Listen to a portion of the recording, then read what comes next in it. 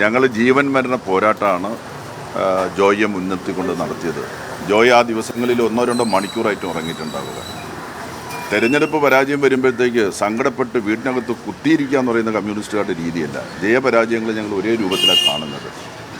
ഈ സമ്മേളനത്തിൽ പരാജയപ്പെട്ട ഒരു സ്നേഹിതൻ്റെ ആത്മവിലാപം എന്ന് വേണമെങ്കിൽ അതിനെ പറഞ്ഞ് നമുക്ക് അവഗണിച്ച് കളയാവുന്ന ഒരു കാര്യം മാത്രമാണ്. നിങ്ങൾ മനസ്സിലാക്കേണ്ടത് 2685 ബ്രാഞ്ചുകളുണ്ട് ഞങ്ങളുടെ ജില്ലയിൽ. 2685 ബ്രാഞ്ച് സമ്മേളനങ്ങളും ഒരു മാസം കൊണ്ട് പൂർത്തിയാക്കിയ ജില്ലയാണ്. ഒരിടത്തും ഒരു പ്രശ്നം ഉണ്ടായിട്ടില്ല. ഏതാണ്ട് 165 ലോക്കലുകളുണ്ട്, 185 ലോക്കലുകളുണ്ട്. ആ ലോക്കൽ സമ്മേളനങ്ങളിൽ ആകെ 1-2 സമ്മേളനങ്ങളിൽ മാത്രമാണ് വ്യത്യസ്തങ്ങളായിട്ടുള്ള അഭിപ്രായങ്ങൾ പോലും ഈ തെരഞ്ഞെടുപ്പിൻ്റെ ഘട്ടത്തിൽ ഉയർന്നു വന്നത്. അതൊക്കെ സ്വാഭാവികമാണ്. ഞങ്ങളുടെ പാർട്ടിക്ക് അതെല്ലാം സ്വാഭാവികമാണ്. ഇവിടെ 19 ഏരിയ ഉണ്ട്.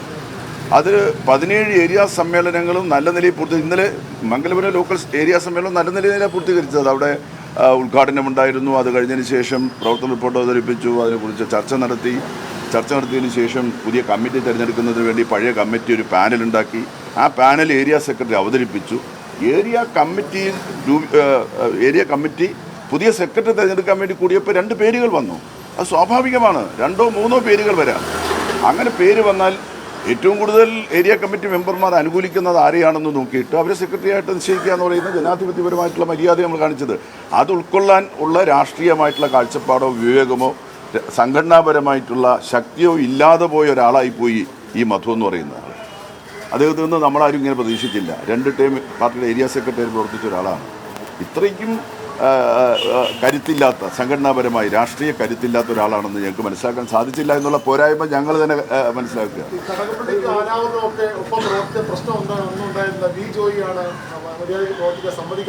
അത് ഇപ്പം വി ജോയ് സെക്രട്ടറി ആയ കാലഘട്ടത്താണല്ലോ ഇപ്പോൾ ഈ കാര്യങ്ങൾ വന്നിരിക്കുന്നത്.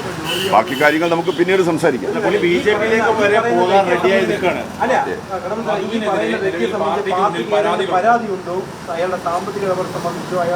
അതൊന്നും ഇപ്പൊ റിവീൽ ചെയ്യേണ്ട കാര്യമില്ല. അതെല്ലാം റിവീൽ ചെയ്യേണ്ട സമയത്ത് റിവീൽ ചെയ്യാം.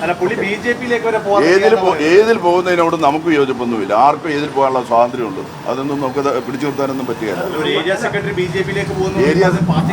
അതെ അതെ, ഞങ്ങൾക്ക് ലേശം ക്ഷീണം അക്കാര്യത്തിൽ ഉണ്ടായിട്ടുണ്ട്. അത് ഉറപ്പാണ്. അതെ അതെ, അയാളുടെ മകൻ പോകുമെന്ന് എനിക്ക് സംശയമാണ്. ഒരാൾ പോലും ഉണ്ടാവില്ല, ഒരു സംശയം. അയാളുടെ മകൻ ലോക്കൽ കമ്മിറ്റി മെമ്പറാണ്. ആ കൊച്ചൻ പോലും പോകുന്ന എനിക്ക് തോന്നുന്നില്ല. ഞങ്ങൾ അതൊന്നും ഇപ്പം പറയേണ്ട കാര്യമില്ല. ഇപ്പം നമ്മൾ അയാളുടെ പ്രശ്നം ഗൗരവത്തോടു കൂടി ചർച്ച ചെയ്തുകൊണ്ടിരിക്കുകയാണ്. എന്ത് വേണമെന്നുള്ളത് പാർട്ടിയുടെ സംസ്ഥാന എന്തിനനുനയിപ്പിക്കണം മനസ്സിലായില്ലേ? ഞങ്ങൾ ഒരു തീരുമാനമെടുക്കുക, സംഘടനാപരമായി തീരുമാനിക്കുക, അത്രയേ ഉള്ളൂ.